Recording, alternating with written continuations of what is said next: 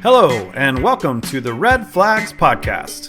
The first podcast that takes love, sex, and relationship questions from Reddit and attempts to provide helpful advice based on the experience of two strangers on the internet. I'm Greg Feeney. And I'm Deb Gould. And we are those strangers. Hello. So we are here today with more than just Greg. Yeah, we got our first guest, so I feel like we're moving on up in the podcast world. We're starting to do guests. Yes, so I'm super excited for this guest. His name is Dave, and I'm going to let him give a little bit of an intro, but he is someone I've known for a very long time. When did we meet? 1998? 99? 99. 99. Okay, so it's been a few years. So Dave, tell us a little bit about you. Is this a 5-hour podcast? Yeah, I'm like, episode? wow, way to put him on the spot. I like it. Then, because then we'll get whatever you want to share. How do you feel about pizza? Could you eat it more than once a week? I actually, it's funny because I when I was listening to you to discuss pizza, I thought pizza is something that I really do enjoy, like you, Greg, and Deb, both. However, I do think I need to eat pizza in moderation because I do recognize, although it's extremely delicious, its nutritional content is minimal. Even if I tried to deceive myself by putting lots of green things on top of it, it's still just the fat and salt content that I'm drawn to. It's just cheese and bread. It's very sensible of you. But believe me, if my metabolism allowed me to, if I have the metabolism of a hummingbird, I would eat pizza for all 5 meals a day. Yeah, so when I was 21-ish, there was like a 6 or 7, 8 year stint where I worked at a pizza place. I think on most days I ate pizza once or twice a day. And I think I weighed about 135 pounds then, so it was nice. I've never weighed 135. I was thinking maybe in second grade or third grade. Actually, Deb and I had a very significant pizza eating moment wherein I met Deb's first husband over slices of pizza. Yeah, this is true. Circa 2001, probably at 2000. 2000, yeah. At Boston House of Pizza, which was downstairs from my apartment. Yeah, so we discovered that you and Deb's mom, you guys are like the workhorse listeners of our show so far. So I'm really honored to be here. Just want to express a lot of gratitude for being asked to be on this amazing podcast. I want to say to the will-be listeners that if you are listening to this podcast on any other platform other than Spotify, but you also use Spotify, you should switch over to listening to this on Spotify so you can actually rate this podcast, because in order for you to rate the podcast, you have to listen to them on the Spotify platform. So essentially, I will have to listen to all these wonderful episodes again so that I may rate the podcast 5 stars. That's interesting. I do notice, because I'm looking at our metrics or whatever, that the biggest chunk of people listen on Spotify, which was interesting because not knowing much about podcasting, I always assume Apple would be the main thing. But I think it's number 2. Apple's number 2, but Spotify's number 1. So that's kind of interesting. It's Apple Podcasts is my preferred platform, but I use Spotify more often. And I want to apologize to all my musician friends who may hear this that I don't condone the exploitive nature of Spotify. However, its convenience has a hold on me. Right. I mean, look, a lot of us get our music on Spotify, so it really only makes sense to kind of bridge the gap, have them both be there. One-stop shopping. Mm-hmm. So you guys you've been friends. You also you dated too, right? Yes. Yeah. Dave and I have dated in the past. Twice. So we do have a unique experience that I'm grateful for, but also I think not many people have it, where you dated once when you were young and then again when you were not so young. What was that experience like? How different was it? Or was it not that different? Or what? I think that Deb and I always had, there's so many moments that flash through my mind when you asked that question. I think of when I first met Deb and I was really taken with her style and tenacity and what I call coolness, although Deb would never, ever call herself cool. And we met through mutual friends. One of Deb's close friend, Curtis, was a roommate and best friend of my friend Troy, which is how we met. And I think we met at the club Man Ray, which is now either a parking lot or a condo in Cambridge, Mass. And we had a very torrid situationship, as I was so inclined to do in my early days, well, really throughout most of my adult life. And then this is actually horrifying. I don't have as much of a vivid memory as Deb does of this. I broke up with Deb on a lunch break. I was working at this extremely formidable establishment of fashion known as Louis Boston, which had this like really ominous, beautiful building. It used to be the Natural History Museum in Boston. And Deb came to visit me on a lunch break. And I guess I utilized that time to break up with her. I probably only had a half an hour. And it's true. It was quick. It was quick. I got 15 minutes to eat and I got 15 minutes to break up with you. And I'm going to divide the time equally. But then we ended up in some conference together like a couple years later. And it was like a queer college organization conference. And one of the seminars was about, I don't even remember what the actual topic of the seminar was. It must have been about attraction. But well, that was part of it. And there was definitely like the moderator was like, okay, so I want all the participants, think about a time when you were last like intrigued by somebody you saw somewhere and that you ended up like hooking up with them or going home with them and you had just met them or something. And what was one of the signifiers for you that was like a trigger for your attraction? And Deb offered glasses. And I think she and I were two of the only people in this room wearing glasses. And I was sitting like 5 feet away and I was just like hiding my face, taking off my glasses. And I still don't know today if that was about me. I assume it was about me, but maybe it was about your first husband. I think I just really like glasses. I mean, I'm sure you were in there, but honestly, I don't think I dated really anybody without glasses. Is there like, I like glasses too. I feel like it seems like is that a common one? I don't know. I think it's the association with intelligence. Like I feigned my eye exams. Wait, disclaimer, Mom, if you're listening to this, stop listening right now. I feigned my eye exam when I was 8 or 9 years old because most of my family wore glasses and this person who I perceived to be the smartest person in my class wore glasses. And I thought there was a correlation between being smart or just wanting to be able to read effectively and wearing glasses. So I thought I need to have glasses to signify that I like to read and that I'm capable of reading. And I was a very precocious kid and I was a pretty avid reader.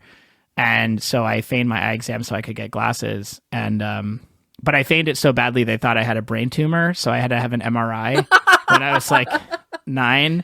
And being like, you know, the size of an MRI, like it was like a big metal coffin that clanged like an old New England radiator, which you might hear in the background while we're recording. And yeah, I did have weird vision stuff anyway, but yeah, I got glasses and I'm very attracted to people with glasses too, because I think it somehow symbolizes intelligence. But maybe it's just that they're disadvantaged and I have innate problems with codependency and I want to caretake for somebody who can't see without their glasses. I don't know. There's a lot to unpack in there.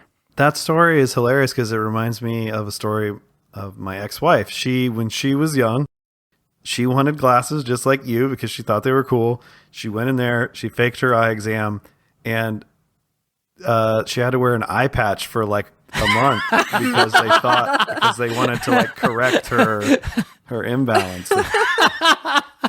So she didn't have any imbalances, but so now she probably does because she had to wear the eye patch for a month.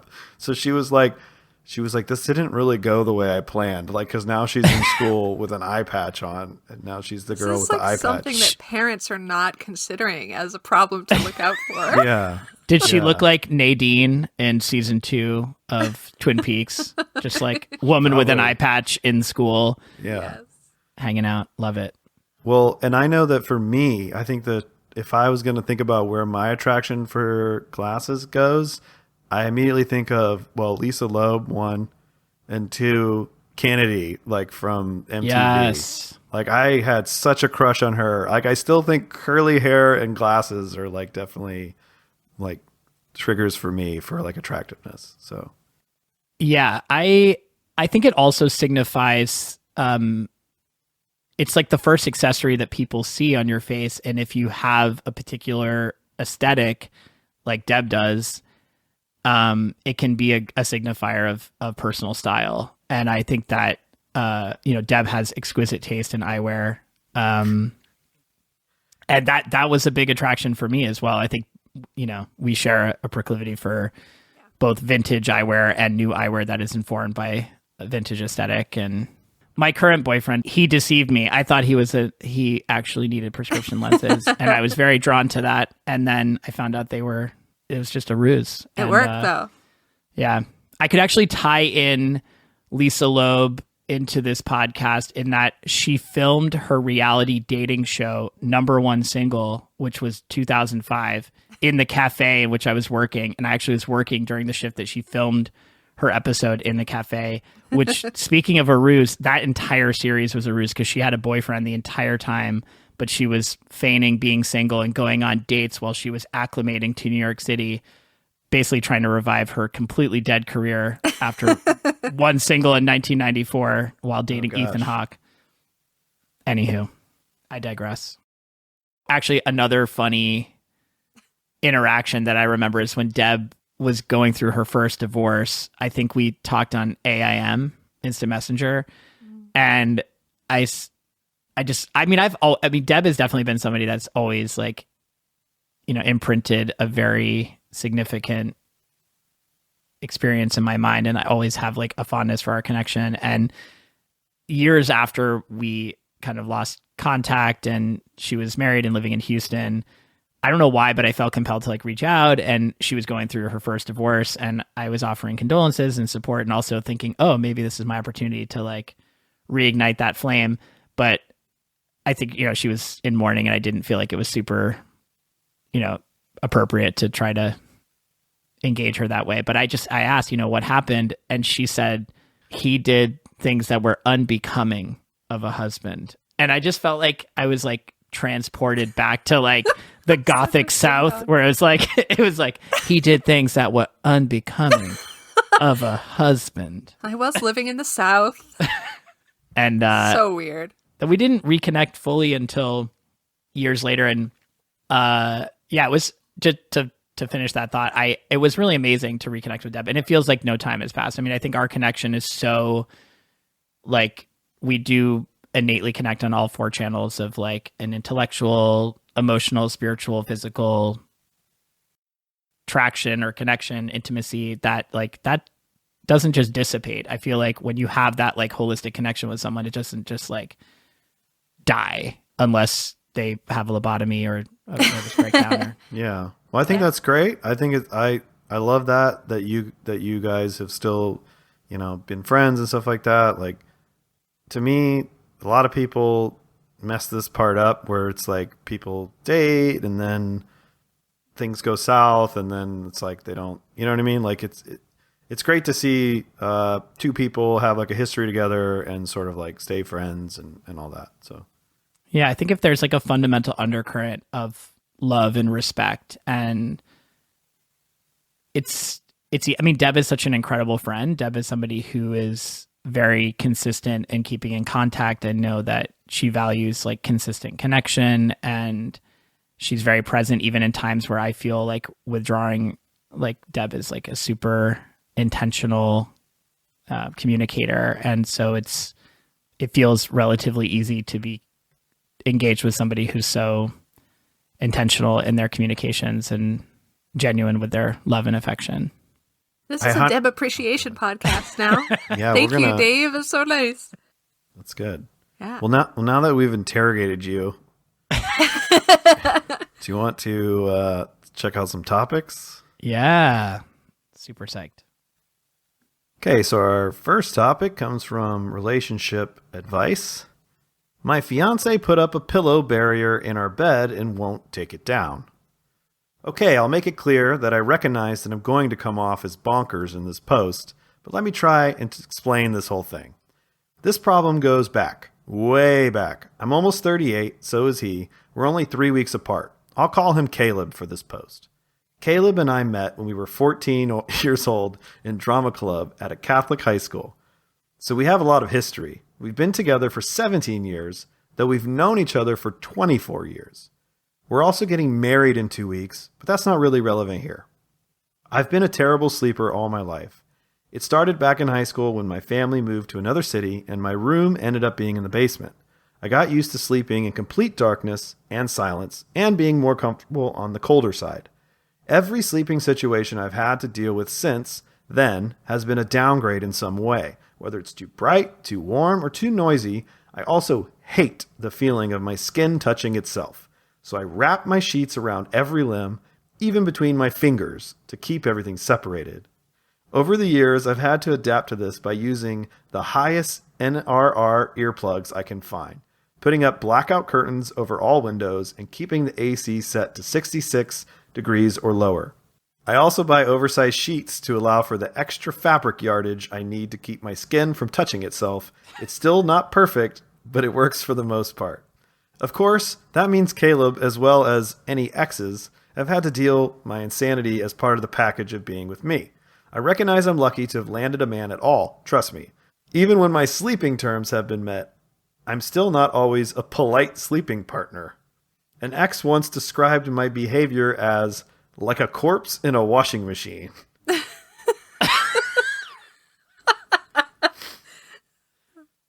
He was sorry.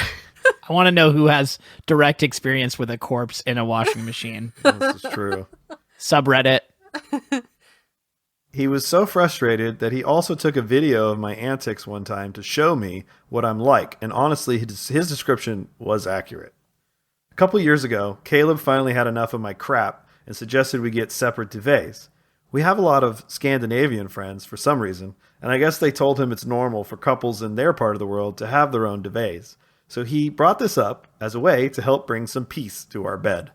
I was a little sad since it would cut into cuddle time, but I agreed. At the time, we were sharing a full-size bed, since that's all we could fit into our tiny New York City apartment, and we still slept pretty close to each other, so it wasn't so bad. We've since moved out to the suburbs and are enjoying a much larger living space, and are now sharing our first king-size bed.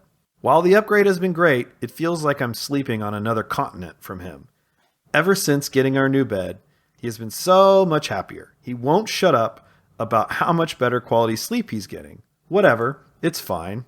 A couple weeks ago, though, he decided to add a new feature to our bed. He stacked these 2 long pillows on top of each other and put them between us, like a stupid pillow barrier or something. And then she included a pic, which indeed shows 2 pillows stacked on top of each other in the middle of the bed. I can't help but feel a little offended that my own fiancé doesn't want to even look at me while we're in bed together. I told him I hate the barrier and I've knocked it over multiple times, but he just puts it back up. Each time and tells me it's there to stay.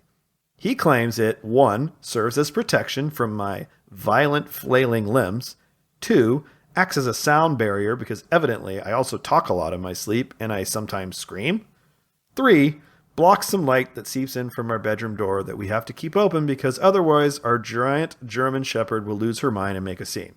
Last night, I punched the top pillow on the barrier so hard, the pillow flew across the room, and Caleb had to get out of bed to reassemble the barrier, which really annoyed him. He wouldn't talk to me about any pillow barrier related topic for the rest of the night. Should I just drop it and accept this stupid pillow barrier as part of my life now? I don't know my alternatives besides a straitjacket and maybe some type of face muffler. And for anyone wondering, we're still in love with each other, and I'm not concerned about the integrity of our relationship. The sex is still great. That hasn't changed. We don't really fight or argue about anything, ever. I can't even remember the last time we got into a serious disagreement. On the spectrum of severity of relationship advice posts, I agree, this is dumb. Man. Oh, wow. I'm really grateful that she chose such a unique pseudonym for her partner, not John or Caleb. Caleb. That's a good point. Like, let's call him Caleb. I feel like this is one of those new names, like it's like Tucker, Jackson, Logan, Caleb. Caleb. Yeah.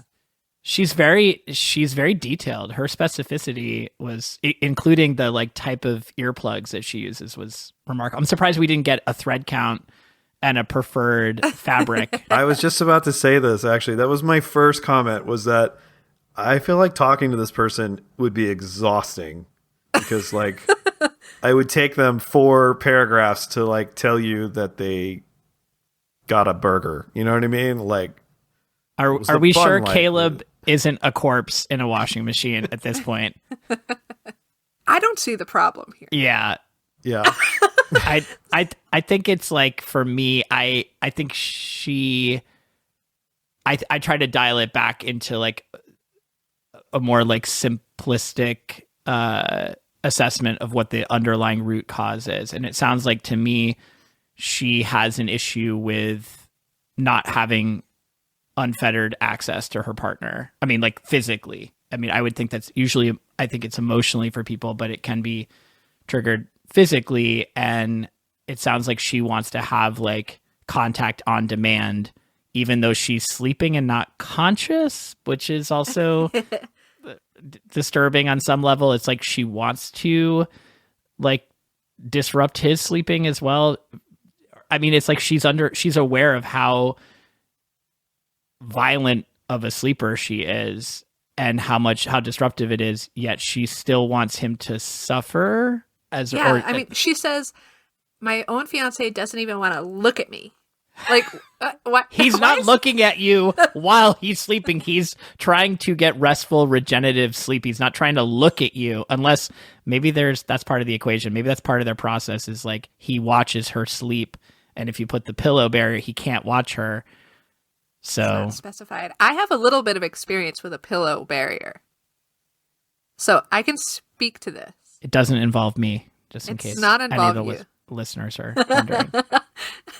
No, so during the pandemic, me and my partner both purchased pregnancy pillows. Neither of us are pregnant or can be pregnant.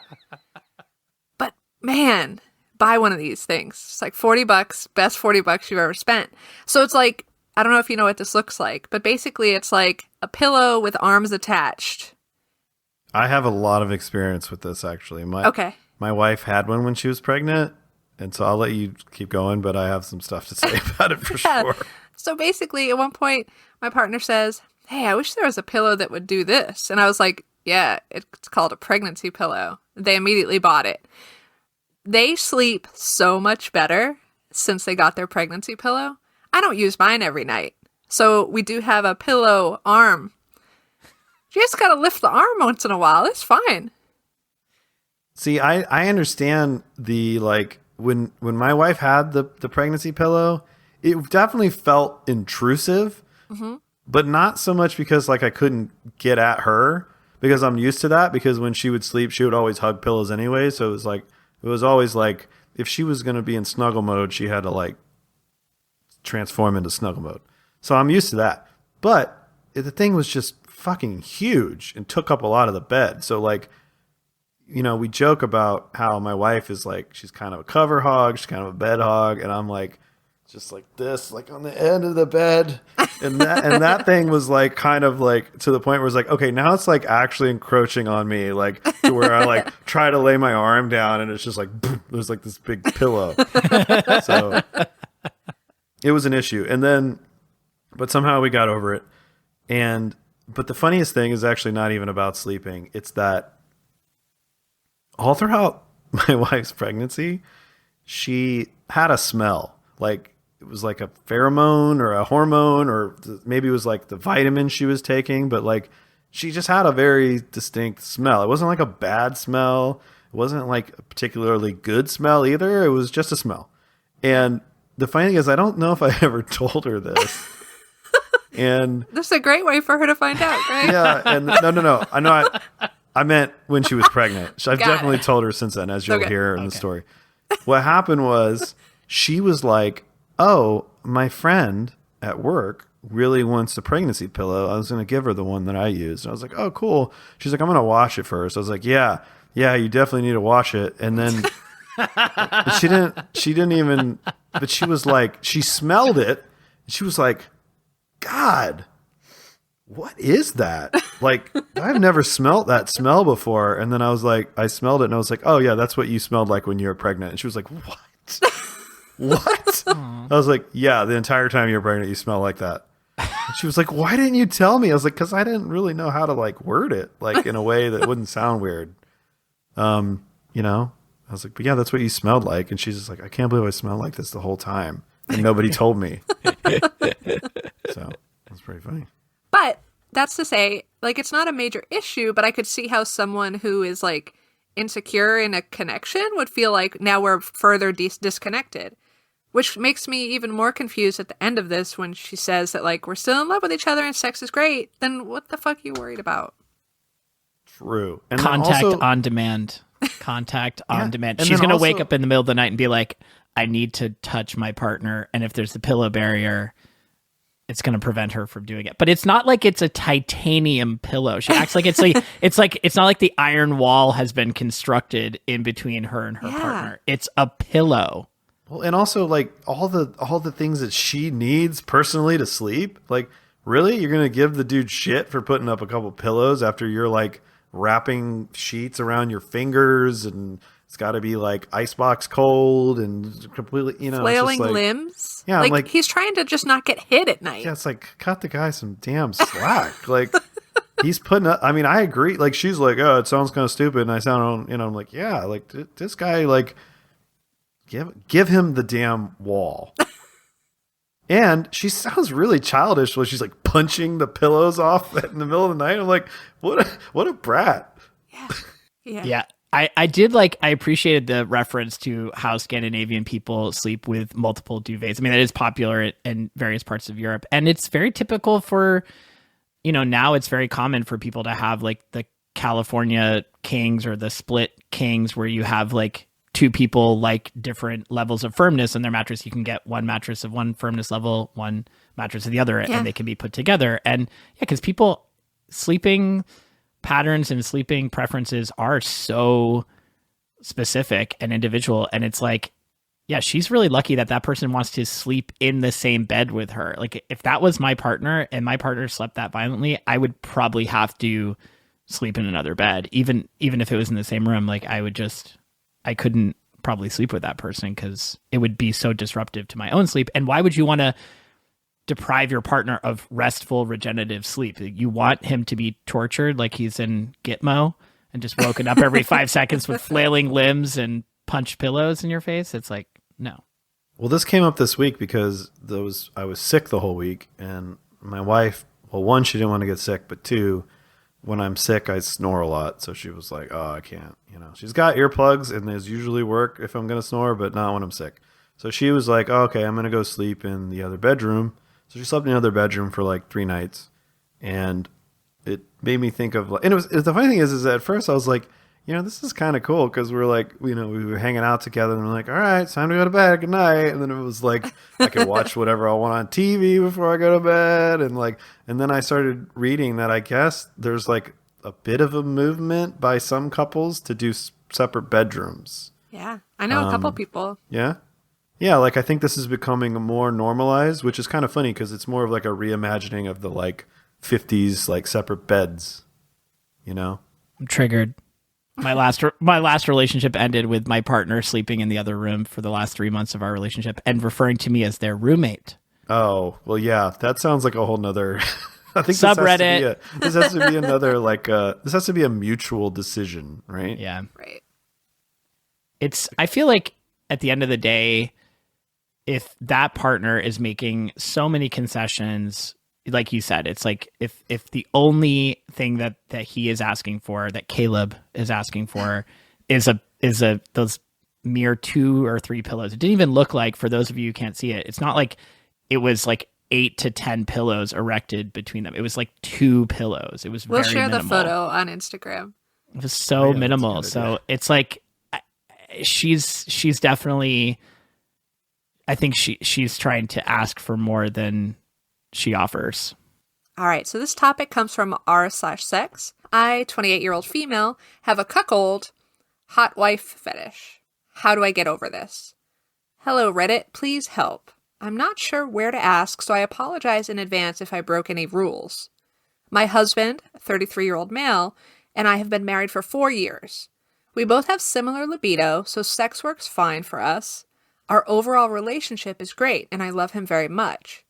Except that I don't know how I suddenly developed a kink to make him watch me ride another guy. I'm honestly going to puke because I never thought I'd type this. I'm incredibly monogamous, and so is he, but I don't know why I'm having this fantasy for many weeks now. It gets really unbearable sometimes, and I'm ashamed that I have touched myself to it.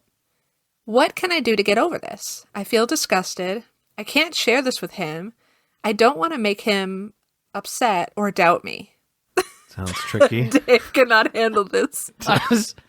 I've told Deb before, half of these just seem like people submitting their fantasies in here just to, like, I don't know, indulge in their fantasies even further rather than actually seek advice for an actual problem. But this sounds fairly legit. I mean, but the I'm ashamed that I touched myself to this. It was a little clinical and sounds, I don't know, not exactly legit, but yeah, I'll suspend disbelief. I think a lot of times you can be suspicious of like just some creative writing happening.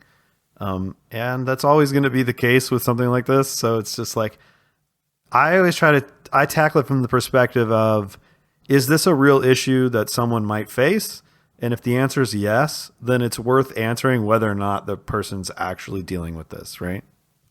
Yeah. Once again, you and I are in complete alignment. I agree with that. This is actually a fairly common fantasy, and I would suspect an issue as a result of this fantasy because it is perceived as culturally taboo.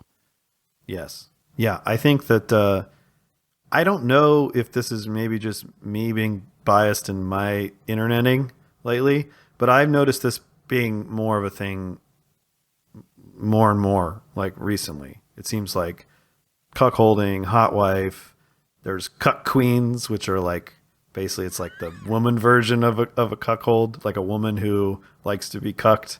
And then there's also this interesting side conversation about how cuck is an insult, like for like, not everybody, but like, specifically, like usually it's like more like right winger type folks will use cuck as an insult, right? But which is interesting because certainly these people that are engaging in being cucked, they don't care. It's their shit. Like that's their jam. Like calling them a cuck, if they're actually a cuck, they're gonna be like, yeah, okay, right. But the folks calling people a cuck as an insult assume that it's some like take away from their masculinity, right?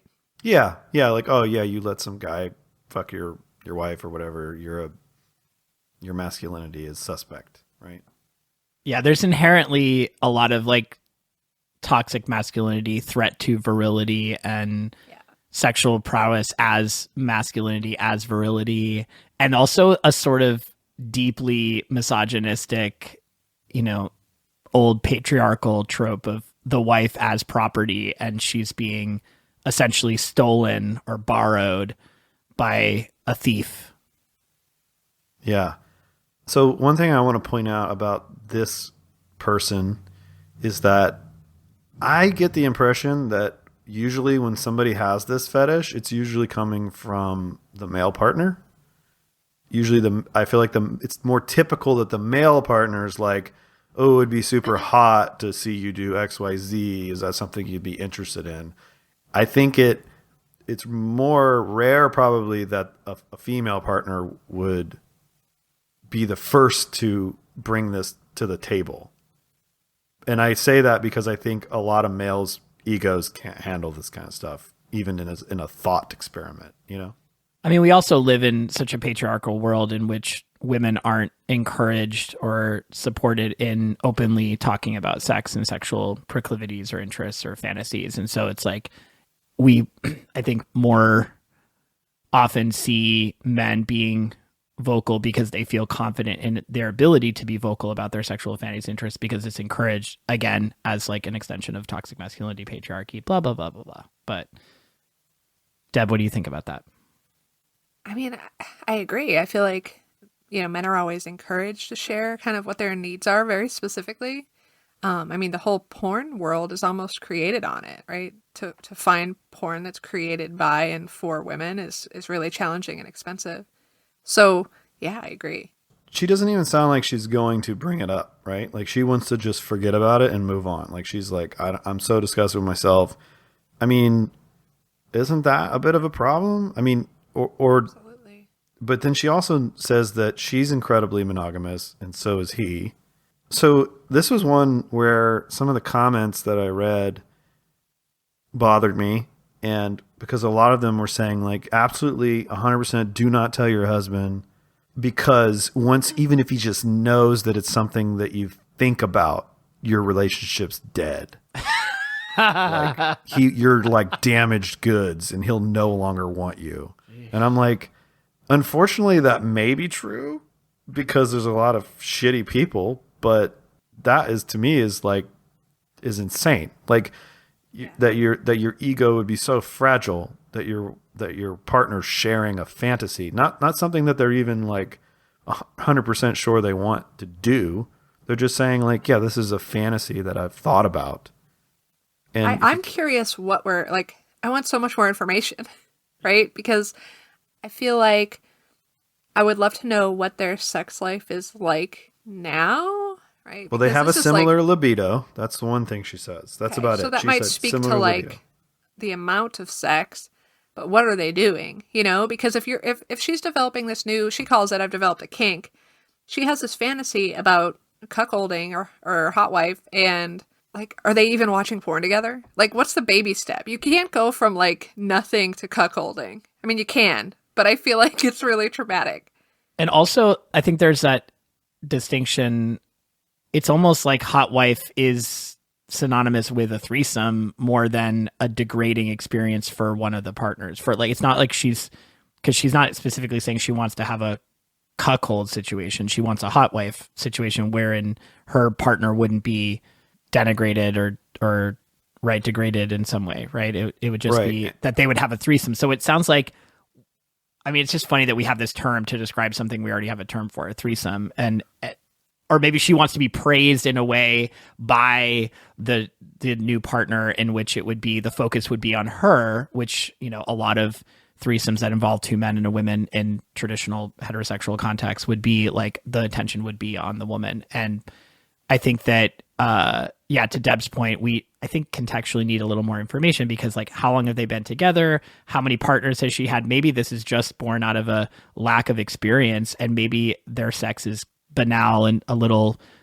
I don't know, pedantic. No. Yeah. So they've been together. Perfunctory. They've been married for 4 years. They are 28 and 33. And she's 33 or she's 28? She's 28.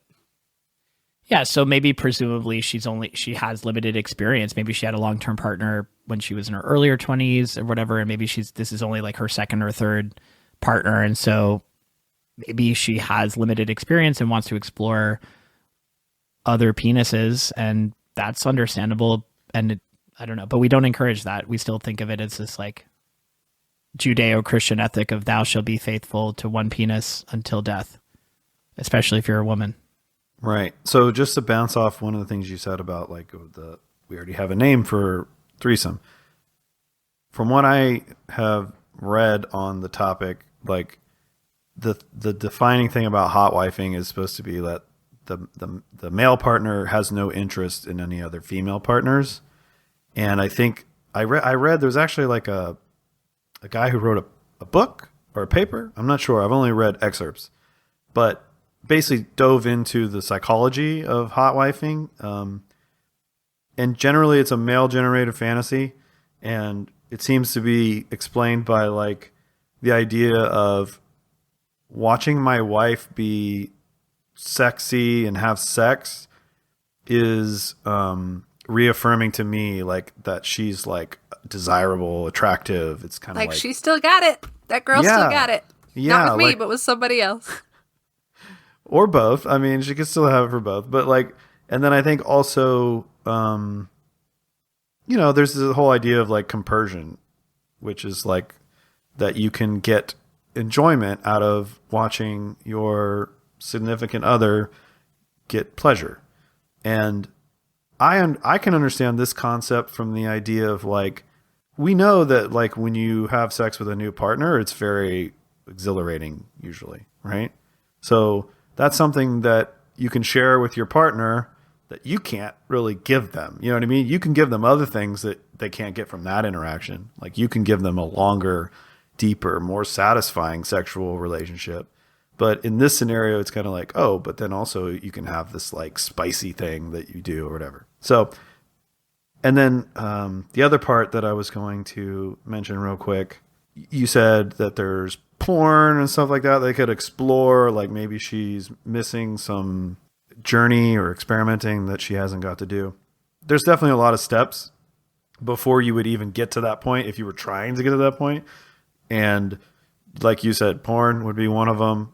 There's definitely a lot of role playing that can happen. I mean, there's sex toys that can simulate being a third person. There's just talking through fantasies during sex. She could make up stories, or they could do cam stuff with another man. You know what I mean? Like there's a lot of things in between before jumping to that step. But she doesn't even sound interested in any of that. She just literally wants it to be over and to end. I think it's also because you said something important about her. I don't remember if it was you or Deb who said this, but it's in the post that she's a monogamous person, right? Yeah. Yeah. So it's like I think of, and Greg, what you just described in terms of the experience of hot wifing, still involves objectification, like full objectification. She's being objectified and she wants to be objectified essentially, even though hot wifing seemingly could come from the lens of the male gaze, being for the male's pleasure, even if it is objectifying the woman. This poster sounds like she wants to be objectified, and maybe she has a lot of shame around that because she's inherently a monogamous person who probably has not had a lot of casual sex outside of a monogamous relationship, and therefore she can't equate physical intimacy as not being an extension of emotional intimacy. So in order for her to like rationalize objectification, it has to be in this context of something that's already determined as like a cultural phenomenon, like hot wifing. And so it's like, okay, that's a way of like navigating objectification, is like there's already this construct, but it's like she still can't emotionally wrap her head around it, like if she were to actually go through with it. But it's like, yeah, I think like you said, Greg, there are steps to that process. Like it could just be being on a cam with somebody, watching porn together, like talking about the fantasy. It's like that could maybe engage. They could go to a sex club and just mess around with each other and be in the midst. You know what I mean? Like there's a lot of different things. And I think it's interesting you brought up objectification, because I think that objectification has been sort of vilified as this thing that you're never supposed to do to somebody, whereas objectification can be really fucking hot for both people. You know what I mean? Like sometimes you want somebody to just objectify you. You know what I mean? Like obviously it's not something it's a thing that we don't want to happen to us just in a vacuum. Like we don't want to just be objectified. But if we know the person that we're with... Sometimes we do. Yeah, that's what I'm saying. And if we know that the person that you're with sees you and cares about you, then hell yeah, you can objectify me. You can use me like how any way you want. Like it's fine. Like, So I think that maybe that's a thing that, we've gone so hard on the like, don't ever objectify anybody ever train, that it's like, maybe it's time to like figure out where the actual middle lies. You know what I mean? Like, yes, objectification can be part of a healthy sexual relationship. I think the challenge though is that it's really contextual. I think for cishet people or cisgendered heterosexual people for whom monogamy is a default, objectification is a novelty in which they could participate. I think for queer people, objectification can be the default, and therefore it's actually harder to formulate physical intimacy as an extension of emotional intimacy. And as we may I don't want to go down this rabbit hole, but I think there is like a balance, and I like you're saying, like it is something you could explore, or or bring into the equation. However, for people for whom objectification is a default, moving away from that is actually can be a positive. And for people for whom like not objectifying is the default, maybe objectification as novelty is okay, but it requires a lot of other variables to be present, like you said, like there to be emotional intimacy, trust, vulnerability, all of those things. And that's rarely established in a lot of relationships, especially with men and with women. Like the guy who's going to come into the equation as the third in the hot wife situation, I mean, I don't know, usually they're not establishing a lot of emotional, intellectual, spiritual intimacy before the dude drops trow and goes to town. Yeah. Yeah. And you're definitely objectifying that person for sure, right? Because you're bringing them in as like, it's almost like you're bringing them in as like a toy into your your relationship, sexual relationship with somebody else. Or as they say, stud, or bull. Bull. Yeah, that stuff is so cringy. I hate the like stag and bull. I don't know. It's also very throwback to like 70s gay culture, like cowboy and leather. And I love that like the straights have co-opted it and used it in this context. Yeah, well, the straights, they pick it up, but it's always like 20, 30, 40 years later. So yeah. Just like the neighborhoods, just like the South End in Boston or Chelsea in New York. Yeah. Anyway, whole nother topic. Deb, any other final thoughts you want to say on this one? No, Do we feel like we've given... I just hope she doesn't give up on it entirely. The fantasy or the fantasy. What? Okay. So at least talking to her partner about it. Like, even if they just start, you know, maybe it feels like she's ashamed to talk to her partner about it because she feels disgusted with herself and she's afraid that her husband will feel similarly and will judge her accordingly and hold a grudge, I guess. But that sucks. So that's why I hope that something continues. Yeah, because if she's been thinking about this for weeks already and she feels like this is an established kink, this is something that she's going to think about for probably a long time. All right, so our next topic comes from r/gay relationships. This will be our inaugural topic from r/gay relationships. So we're slowly expanding our tendrils into Reddit. Is monogamy dead in our community? Call me a hopeless romantic, but I want to find somebody to grow old with and establish strong, mutually respectful connection that involves both emotional and physical connections. However, based on my personal experience, a lot of guys are searching for several partners or open relationships, which I don't mind because it's their choice. But I'm just curious if there's other guys out there yearning for an exclusive, passionate, physical, and emotional connection.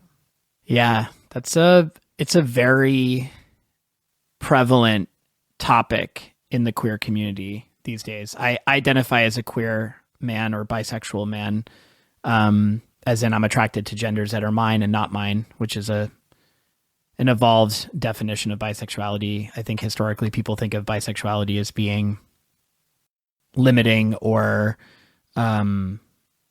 somehow an affront to trans and non-binary people, but I evolved it to understand that I am attracted to my gender and genders that are not mine. But when I came out in my teens, there were not a lot of trans and non-binary, gender non-conforming, gender queer people. So I was pretty much relegated to a binary of boys and girls, men and women. And yeah, I think that it is very common for gay male relationships to involve non-monogamy. And the interesting thing is, I think that most gay people I know don't refer to non-monogamy as non-monogamy. They often refer to it as open relationship. Mm-hmm.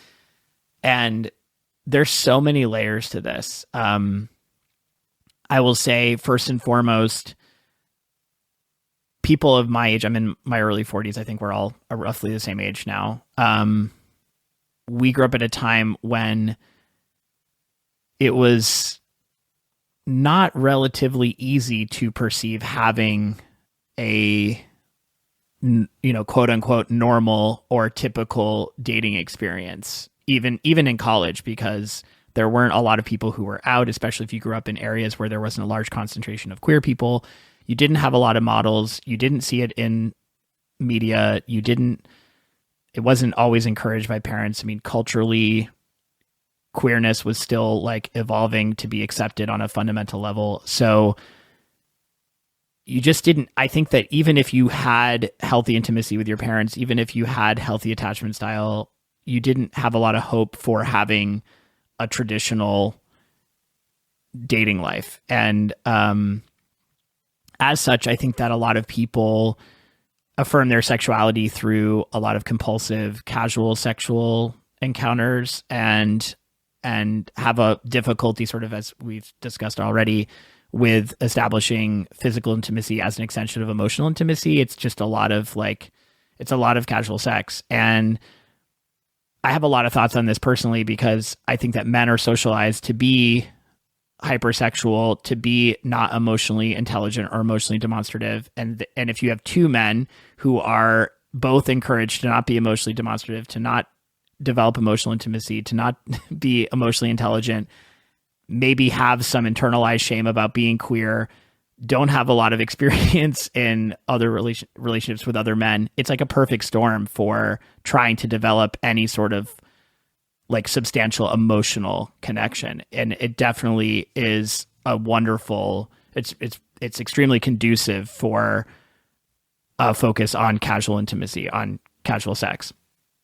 So all that to be said, there are a lot of queer people, queer men who want monogamous relationships. And I don't know, it's seen as being heteronormative. It's seen as being seen as being subscriptive or subscribing to the heteromantic models, which they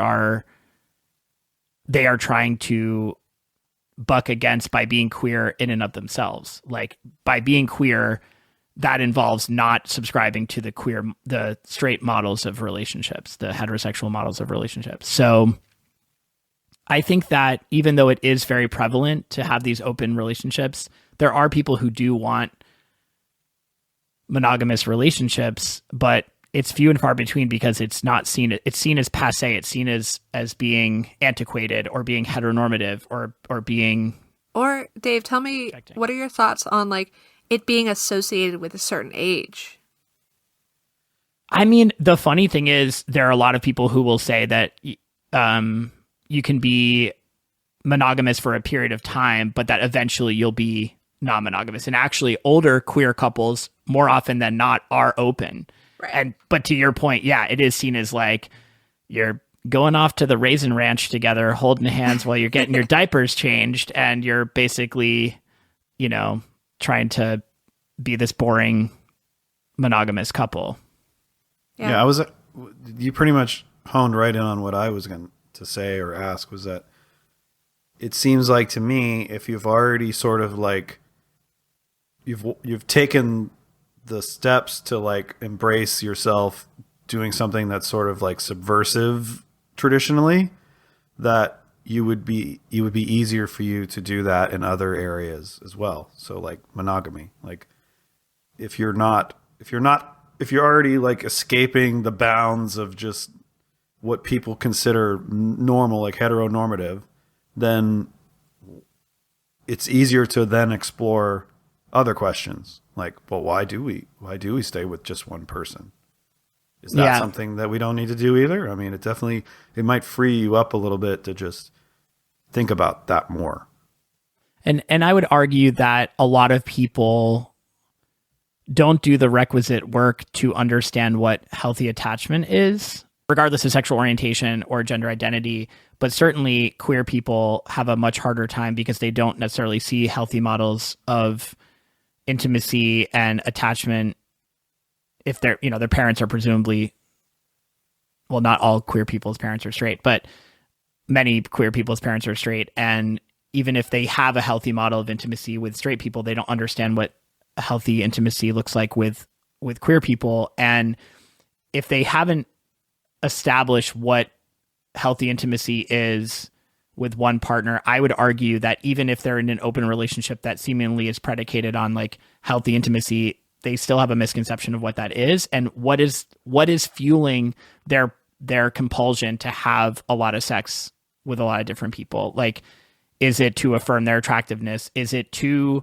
is it a coping mechanism still to deal with internalized homophobia, to deal with other shame? Is it, people can say, oh no, it's just a human nature thing of like, we just want to like celebrate what feels good and just we're animalistic and whatnot. But I would argue that's relegating sex to being a purely physical act and not seeing a holistic opportunity for a holistic connection with another person. And I would question what's their connection with their primary partner. Yeah, I don't know. I don't want to be judgmental about non-monogamous people, because I think there are people who have secure attachment who can be non-monogamous, but they're the minority. And I think what this person is responding to is the fact that like there is a lack of healthy secure attachment and intimacy available in gay male relationships. Yeah, it's a lot to wade through to find it. I can't imagine. It's true for straight women as well. I mean, I think that a lot of straight women encounter this with straight men not being emotionally demonstrative and emotionally available. And, Greg, I've said to some of my single straight female friends, like, I wish there were more single straight men like you in the world who seem to be very self-aware and invested in emotional intelligence and communication. And there just aren't, sadly. Yeah, I think, it's a journey for, I grew up a punk rock kid. I was talking to my teenagers the other day, and they found my old like punk rock pants from when I was like 15, 16. They got patches all over them. And, on my pants, there's a big patch that says like, fuck gender roles or something like that, or fuck gender norms. I can't remember. So it was like from an early age, I was already like, even though I was like, oh yeah, I'm just like straight white dude, I recognize that like it's really fucking stupid, a lot of the things that we do and a lot of the ways that we treat and talk to people, so. And, I got being having pink hair and a nose ring, it's like I got called the F slur all the time, and I was like, I'm like, well, that word doesn't hurt me, because I don't even care if I was gay or straight or whatever. It doesn't even matter. So, you were already queering gender norms and societal expectations by being, punk is in and of itself queering. Right. Yeah. Wearing bondage. All my jeans were girls' jeans, because back in the 90s, that was the only way to get tight pants. So I had my girls' jeans, and like, I'm wearing the creepers with the like 2-inch heels and like. Oh, Deb and I know about creepers. We both had pairs. Yeah, so from very young, I was already like pretty on board with like, fuck society, like fuck all this bullshit is stupid, so. But yet, did you see how that affected your conception of relationships? You see, I don't know. I don't know if it did or not, because I was always dating like punk chicks too. So it was like we were all on the same page, and it put me in a scenario where I felt like I couldn't date like normies. You know what I mean? Like, like they wouldn't get me. They wouldn't understand, they wouldn't understand me, or they'd be too judgmental or something like that. So maybe in that way, I don't know, No, I was just going to say, I noticed when I got older and I changed my appearance, like I cut my hair kind of more normal, not normal's the wrong word, traditional, I guess, dressing a little bit more traditional, but my mindset never changed. So it's interesting to see how people interact with you differently when they think, like I would have people talk to me as if they think I'm just like, gonna agree with like their stereotypical like macho bullshit or something like that, and then they'd be surprised when I didn't, Like I'd be like, oh yeah, no, that's really stupid. You're an asshole. But yeah, it's definitely like, it's such a hot topic among so many of my queer male friends. Like they see it as anathematic to be monogamous. They see it as like a personal affront to all their hard work and being radicalizing and queering the system. And yet so many of them get married, and so many of them are, own property together and basically do live very heteronormative lifestyles, yet they're open. So they think that that's somehow like some radical construct. And yet I would argue that a lot of those situations, not all, but many, involve a lot of deception or just not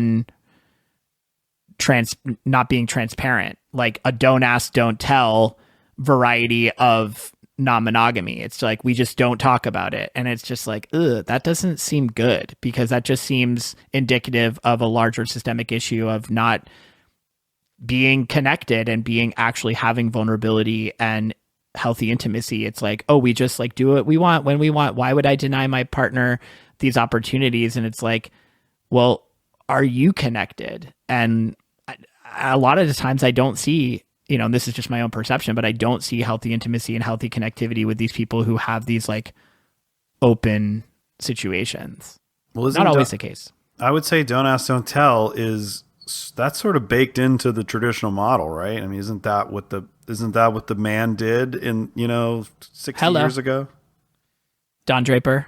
Yeah, exactly. Yeah, I mean, that kind of stuff was, I would say it was fairly normal.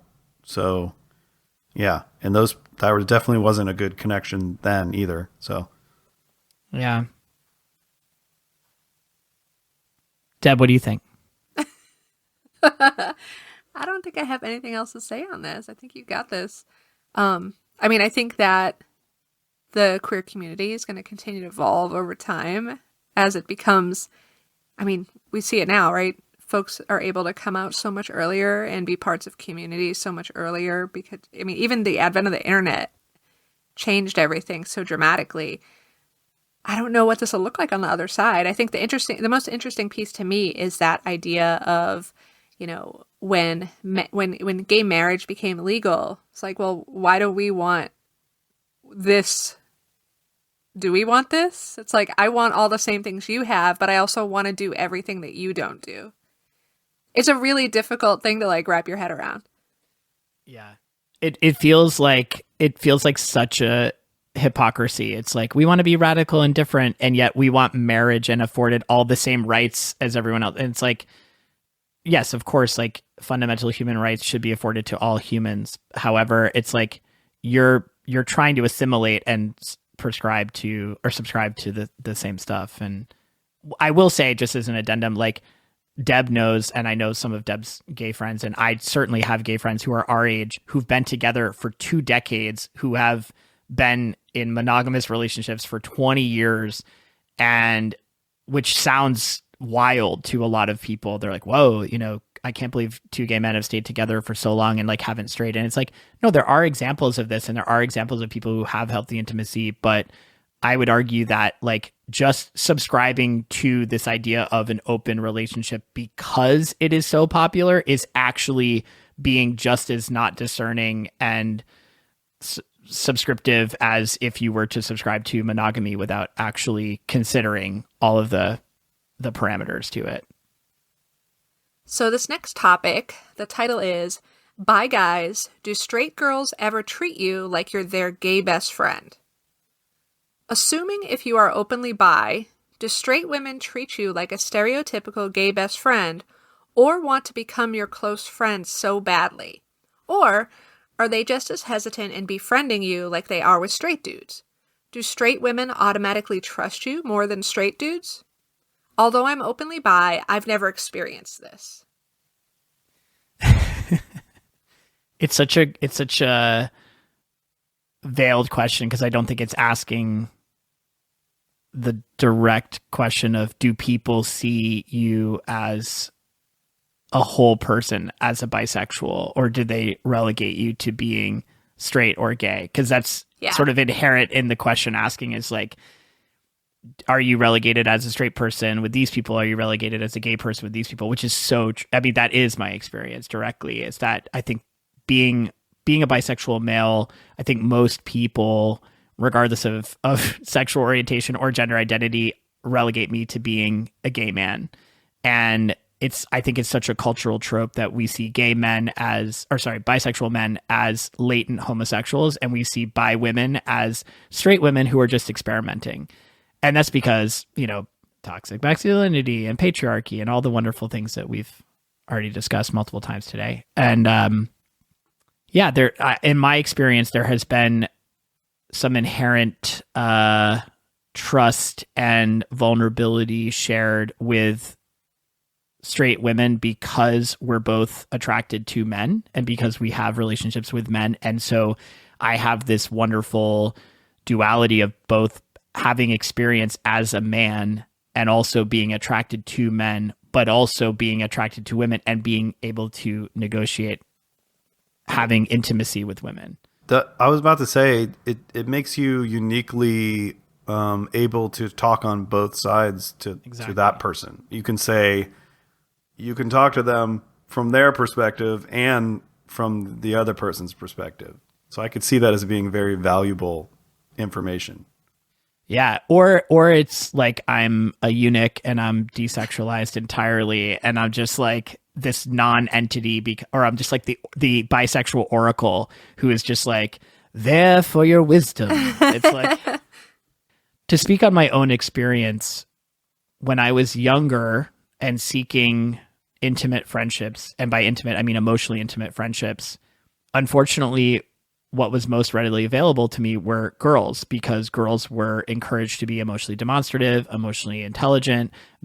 Boys were not. So I learned to befriend girls pretty easily and much more quickly than I could with boys, or I saw that I had a finite capacity emotionally with other boys. And that has transcended my life. That has been a pervasive theme throughout my life, is that I do have a lot of women friends. I have a lot of male friends too, both queer and straight, but I find that it's been much easier for me to relate to women because their experience is much more rooted in emotional intelligence, self-awareness, etc. And but to the actual question of, do women treat you like their gay best friend?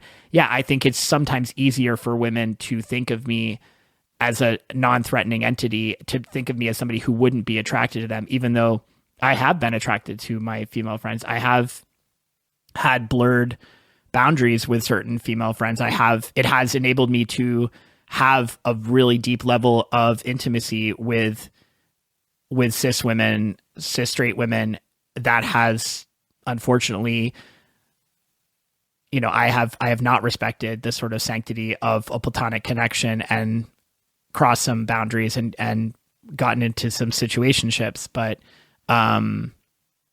yeah, so I think I do feel it when some straight women relegate me to like, oh, he's gay or whatnot. And I even dated somebody who invited me into her apartment when we first met, up for tea at like midnight. And I asked her on a date at the end of that tea, and she was like, wait, I thought you were gay. And then I realized, oh shit, like I just allowed myself to go into this person's home, and she did it under the auspices of me being a non-threatening human who wouldn't be attracted to her. And then I just revealed that I was, and fortunately I didn't I do just anything. Immediately think of the Seinfeld where George doesn't go up to have coffee at midnight because he's like, oh, I don't drink coffee this late. Anyways, that's not really relevant, but he missed the like apparent like, oh, like this is sexual, like. Yeah, it's just funny because people don't. I think there's so much inherent bi erasure that people will just assume that I'm gay, and because I'm not, stereotypically masculine, and so like therefore it does make people. It lets their women. Their guard is down maybe a little more. They're more susceptible to befriending me and not seeing me as a possible person who could be attracted to them. Do you feel like, so this is, when I think of the gay best friend, one of the things I think about is that for women who are in, like a hetero relationship, the gay best friend gets a pass, like, because it's a guy, but he can be your friend because he's gay. Does that tend to extend to bisexual as well, do you think? Or it's been complicated. Yeah, I have had friends whose male partners have been somewhat threatened by my close friendships with them. But there's also the trope of like the woman is just in love with their gay best friend, and like I think of like the object of my affection with an actor who I don't like, Jennifer Aniston and Paul Rudd, or I don't know, there's plenty of movies where that's the trope of like the woman is pining after her gay best friend because he's so perfect in every way except the way that he's not straight or bi or attracted to you. But it's like and yeah, it's been an impediment on certain friendships, but I think that like, again, like any healthy relationship, if you're threatened by any outside relationship, whether platonic or otherwise, like it probably says more about your insecurity about your intimacy with that partner than it does about the intimacy that they have with somebody else. Yeah, for sure. But I think it's a funny thing that they ended the question with, it's not been my experience, but maybe they want they want to be a woman's gay best friend. I mean, why are they asking then is what I would be curious to know. Probably because they've seen it in movies or TV, or it's just like maybe their friend, maybe their other bi male friend had that experience and they were curious to know if other bi guys had that experience. But it is funny because I do think sometimes that my straight female friends might only perceive me as gay, even though I didn't date men for 12 years and I only exclusively dated people socialized female or assigned female at birth people for all of my 30s until my current partner is a man. But it's interesting that I still think people had to do the mental gymnastics of, oh, right, he's bi. Like, yeah. But if I identify as bisexual, and I don't mean for there to be a strong binary of male female, but they still understand that there's more fluidity there. And it is, in my experience, I am equally attracted to my gender and genders that are not mine, which is, I understand to be rare. In my experience, I've not met a lot of bisexual male identified people who have equal attractions to their gender and not their gender. You know, I had the wonderful experience of having a very like equal fluidity to my attractions. So bisexual as a term felt very accurate to me in my experience. But for other people, pansexual or queer might be more accurate because maybe they're like 80% attracted to their gender and 20% attracted to genders that are not theirs, etc.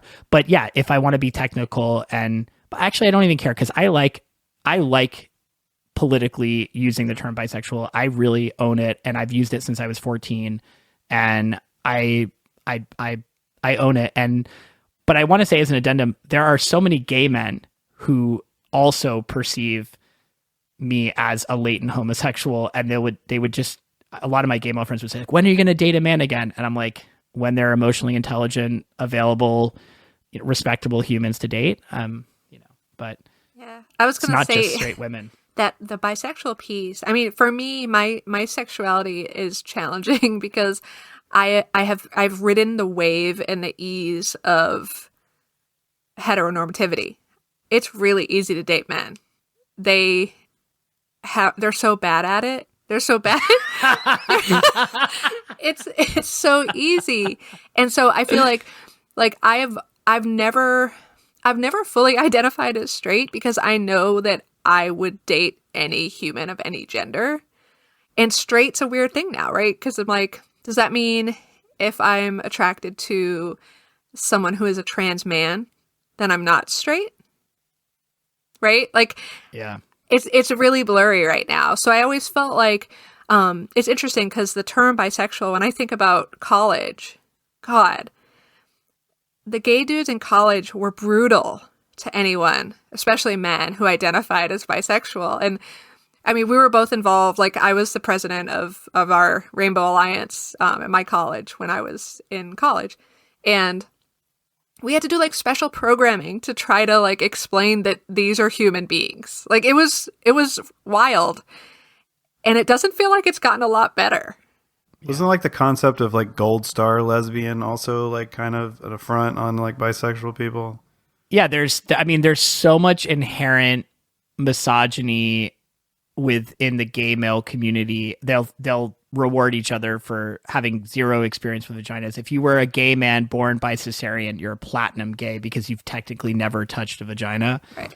And like, it's like, and there's, I mean, I think that maybe it was Dan Savage, but somebody said very astutely that the bisexual movement or sort of awareness and understanding around bisexuality is even a decade behind awareness and understanding of transgendered identity. Because I think being trans experience for, if you're transitioning from one gender of which you were assigned at birth to the opposite gender. If you're not, going as gender fluid or gender nonconforming or whatever, it's much more easily understood by people. Oh, this person was assigned female at birth and now they identify as male. That's understandable. But when there's fluidity, people are like thrown into some nebulous nether world where they're just like, this is too much. I can't understand it, because you need to pick a side. I mean, my mom even said to me, you can either be gay or you can be straight. I can understand being gay, I can understand being straight, but you have to pick a side. And I just said,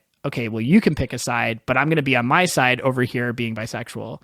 And we're still in the dark ages with bisexuality. We still don't, because we don't have any representation. I will say, I'm going to put a plug out there for bisexual men and for women to date bisexual men, because is there anything better than like giving a blowjob to someone who has both received a blowjob and has given a blowjob? It's very helpful. I think there's like learning moments that you would have with a bisexual man that you don't have with a straight man. So this final topic comes from r/relationships. We're not going to do a disaster of the week this week. Dave has volunteered to be our disaster of the week. Surprise. In substitute. But if anyone's upset that we don't have a disaster, let me know. And, we're going to probably keep doing it, but, we're still just trying things out. So also last week when we were doing it, my son was like yelling in the background, and it made it, like I said, disaster of the week. And then it was like, ah. And so I don't know if anyone noticed. I noticed and I loved it. You it did? was perfectly Okay. timed. I wondered if anybody would hear it. I did. Okay, well, I'm going to clip that and blow it up and then maybe make that part of the intro for disaster of the week, because that would be funny. All right. My boyfriend of 2 years has suddenly changed his mind about marriage. What do I do? I'm a female, 28 years old, and have been dating my boyfriend, 30 years old, for 2 years. He has a son, 10 years old, who lives with us and views me as a stepmom. I've always been explicitly clear about my needs and what I want out of the relationship. Even before we started dating, I told him I wasn't into casual dating, and my ideal situation is finding someone compatible for the future.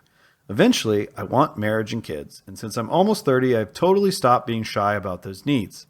He was always 100% on board with that, not in the sense that dating me automatically equals marriage, but that our goals about the future were aligned.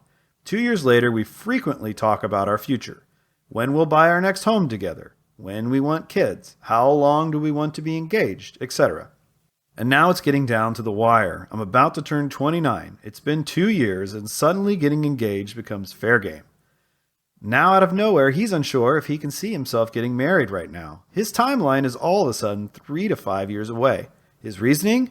It's a huge lifelong commitment, and he's afraid to make the wrong choice. Aside from those words stinging on a personal level, I can't help but wonder why this is just occurring to him now. 3 to 5 more years does not work for me on any level. I'm not okay with waiting 3 more years just to get engaged, let alone have kids. This is so far off the timeline we have already discussed. I'm so angry because I'm blindsided by this news, and this delays my timeline to have kids significantly. I'm not waiting until I'm 33 to 35 to start trying for a baby. That's just my personal preference, and I've always made it very clear to him. I can't tell if it's just nerves because the time has come, or if he is genuinely backing out of our plan. We've tried talking it out 2 or 3 times with no resolution. I'm considering moving out for the time being. Why should he get to play house with me and get to have a pretend wife without the commitment? Why have I been playing stepmom for 2 years? Why are we pretending to be a family? Am I overreacting? TLDR, my boyfriend of 2 years suddenly changed his stance on marriage. I don't know what to do. I think she's our disaster of the week. Yeah, okay. Fair enough. I first want to tackle the idea that his conception of marriage is, and probably hers to some extent as well, is like forever. And that like, I really appreciate that we are slowly but surely moving into a more realistic conception of what relationships, commitment, marriage entails, which is impermanence, right? Nothing is forever. And so to to enter that agreement believing it's going to last the rest of your life is there's an inherent fallacy in that. And I think that realistically, I get why she's logistically trying to set these things up. Like if she's buying a house and she wants to have kids, like marriage is probably a helpful component of creating a more, I don't know, logistically sound arrangement. However, if she's looking for it to be a symbol of his like undying forever devotion, then she has to, exhale and wake up and smell the coffee, and that like, even if he does promise forever, because how many people go to the altar thinking they're going to be with somebody forever and it doesn't work out? I mean, I know both of you have been married and divorced, so you can speak more on this than me, but like, I know no one wants to go into a marriage believing it's going to end, but the more we embrace impermanence as a higher power, as just an actual thing that is the only certainty is that nothing is certain, the more that she could maybe embrace the fact that it's just, it's not the fairy tale forever romance that she thinks it's going to be. Well, and him too, because his reasoning that he's not sure is it's a huge lifelong commitment and he's afraid to make the wrong choice. It's like, this isn't a binding agreement with the devil. Like, you don't have to sign a blood pact and you will be executed if you renege. Like, this is, it's a big commitment. This is true. But if you reserved getting married to having 0% chance that you will ever divorce, then like pretty much nobody should ever get married. I just wish people would throw away their timelines. I know. She's like so micromanagey that it's like, ugh. I love her expiration date. She's like, I'm almost 30 and therefore I get it. Yeah, women, if they want to have multiple children, there is a shorter window between 30 and 40. However, she's not even 30. She's got plenty of times. If she wants to have 5 or 6 kids within the next decade, I'm sure she could accomplish that.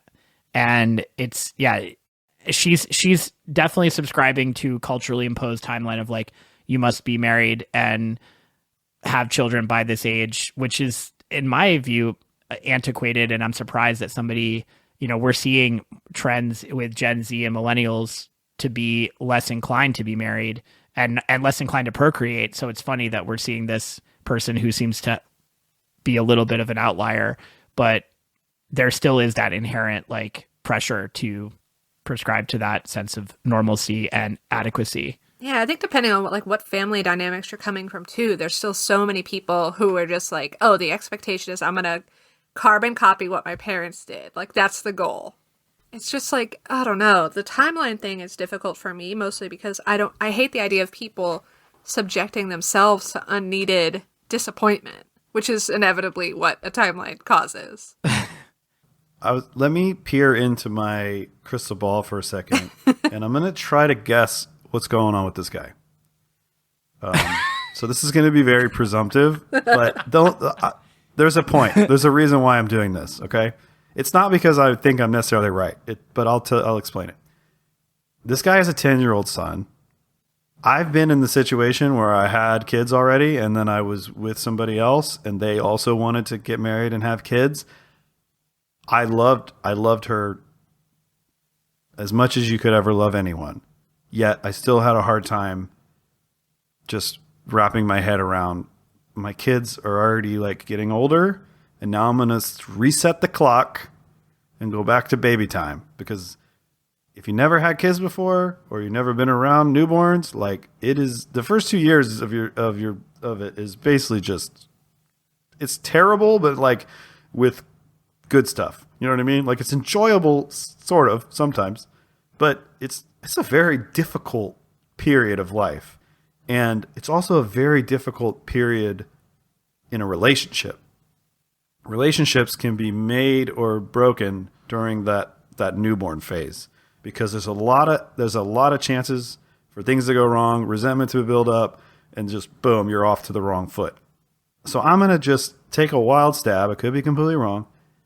But the idea of him getting married and having another kid is probably making him a little nervous, because he's probably actually really happy right now. And so if you know you're happy, you don't necessarily want to grab that Etch-a-Sketch and just shake it and see what happens. You know what I mean? Mm-hmm. So I think his feelings here could be there. Now, she doesn't know his feelings. She doesn't say anything about his feelings other than she's guessing. She's guessing that he's like timid or getting this like cold feet. I feel like that's like stereotypical bullshit, and I doubt that's true. If anything, it's just like he's probably like, I like what we have, and I feel like it might go wrong if we take this other step. So potentially that's something they can address, though, if that's the problem. She needs to find out what is it? What is it that's holding him back? What feelings? What are his fears? What is he worried that's going to happen? Because those are things that can be addressed. They can be addressed together or in therapy or whatever. And then, maybe it'll give him the confidence to take the next step because he's like, thank you. We've talked about what I'm afraid of. We're cognizant of it. We promised to work together, work through it. Boom. Let's do it. That's what happened to me. We had a lot of conversations, and she came to the conclusion that she said, you know what? If you don't want to have kids, even though I really, really do, I'm going to be with you anyways. And it's fine. I won't have a kid. And I was like very appreciative of that. But then I think weeks later, I was like, you know what? I just can't take that from you. So let's do it. Let's get married and have a kid. And then we did. And it's been great. So yeah, there does seem like some weird resentment she has about playing stepmom as if it's like a role that also has like a finite end period. It's like, okay, I played stepmom for 2 years. And there's like this quid pro quo arrangement of like, you're supposed to, if I'm playing stepmom for a couple of years, you're going to marry me and create our family together. And it feels like she's holding on to resentment that he is not adhering to her timeline of like, all right, I already did this for a couple of years to benefit you. Now you're going to give me what I want, which is the marriage and the kids. And it's like, yeah, if there's a discrepancy in what they want in terms of a lifestyle arrangement, then they need to address it. And like you said, Greg, like maybe he is considering how serious of a commitment it is in terms of like, it is a huge lifestyle shift. Like you said, you go back to being a father of a newborn, you go back to being a newlywed, and it's like, and they're talking about buying another property. It's like, there's so many lifestyle changes that could be traumatic to him. I know that my dad, after my parents divorced when I was 2, he never wanted to get remarried. He was adamant about never remarrying. And every time he was in a serious relationship, it got to a point and some of his women partners wanted to be married. And he just was like, I'm never remarrying. So it would end. And I think that like this guy needs to be more forthright, and she maybe needs to like, bring about the conversation and broach the subject so that they can decide if they're actually on the same page, or maybe he isn't wanting to commit to that. I think it's a good activity for people right now too, that I don't think anyone does, is like, think about like, okay, you want marriage, you want kids. The kids part, okay, maybe I understand it a little bit more. But like with a marriage piece, what is it about marriage that you are seeking?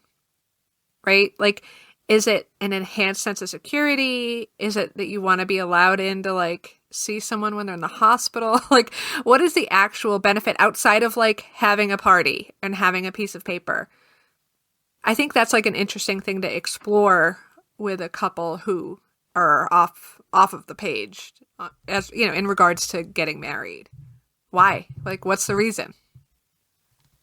Yeah, I think that the real reason is like, yeah, they're like legal reasons, like, but unless you have like some kind of romantic thing about marriage, and I don't really like the way, yeah, I didn't like the comment about playing mommy for 2 years. To me, that trivializes her relationship with a 10-year-old, which I think is kind of gross. Horrible. Like, Horrible. A 10-year-old's probably really invested in her, and I would be upset if I read that about me.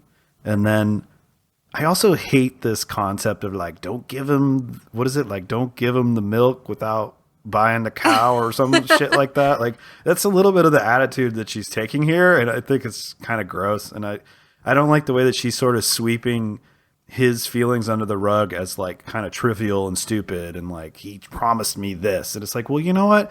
People are fucking complicated. And I don't care what he promised you, but if the guy has some some things that he's worried about, then you need to talk about it and you need to figure it out. And it's not as simple as you saying, you promised me this. Like life doesn't work that way.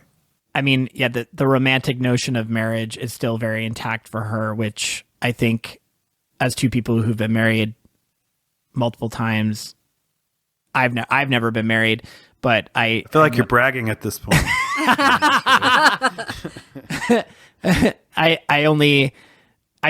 never even come close, really. And I think that, I think that I do view it as a more like logistical, legal agreement that affords you some privileges, like with the hospital, or, you know, if you die, hey partner, you get my detritus that I accumulated over the last multiple decades. Have fun with that.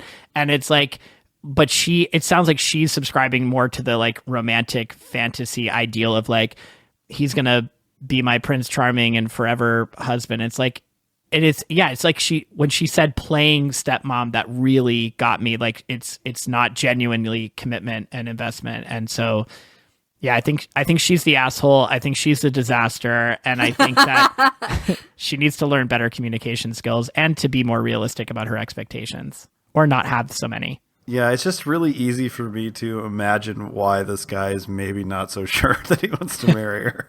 She seems like she's used to getting what she wants. Especially if she characterizes it like that verbally. If she's like, I've been playing stepmom for 2 years for your 10-year-old brat, or something like that. It's like, I'm just imagining that's the way she would characterize it in an argument, and that because she perceives it that way. And so it's like, oof. I do hope that he hasn't like used marriage as like some sort of carrot, because clearly like at some point he said, yeah, he was like interested in marriage, and then fast forward now he's not. So I hope that there's nothing like that there as well that we can't see. Well, he noticed that she said, sorry, let me start over.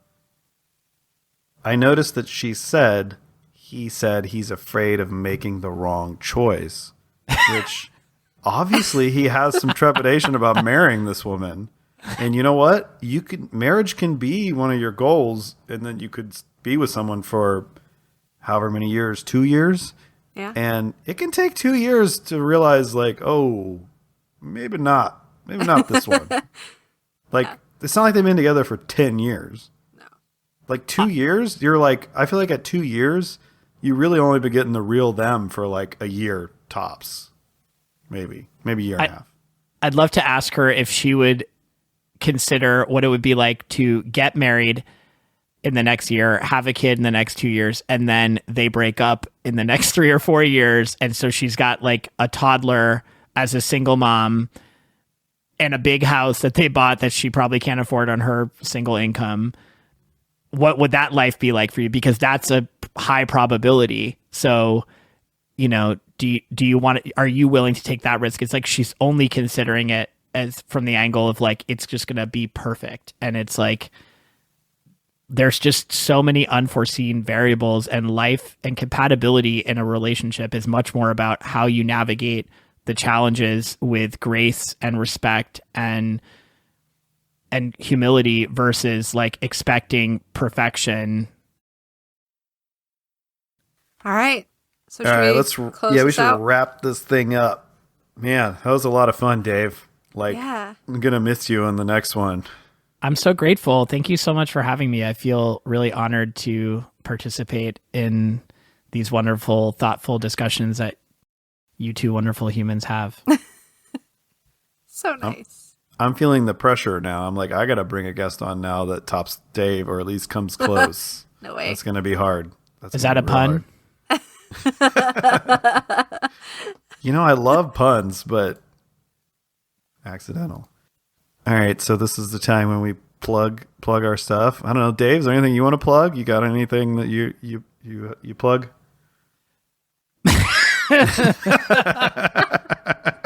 My Whew. No, I'm just happy to be here. I'm just, you know, like the third in the hot wife scenario, just really happy to be involved. Well, you can follow us on Instagram at Red Flags Podcast, and that's red with 2 Ds. You can also email us at theredflagspodcast@gmail.com with 2 D's on red. And we'll take any questions, comments. If you would like to submit a question, you could record a voicemail on your phone, or not a voice. God, I did this last time. I said voicemail last time. We were like, well, let me put my cassette in so we can get it. Okay. Record a voice memo and send it to us so we can play your beautiful voice on the show. Anything else you guys want to say before we sign off? I'm really grateful for you creating this wonderful piece of work and very thoughtfully engaging topics, whether or not they are real or fictitious. They are addressing real problems and issues that people have. I'm going to clip that and I'm going to listen to it every morning while I look at myself in the mirror, and I'm going to just reaffirm myself. Thank you. All right. Bye, Dave. everyone. It's always Thank you. Great to see you. Hope you all have beautiful days. Bye. Bye.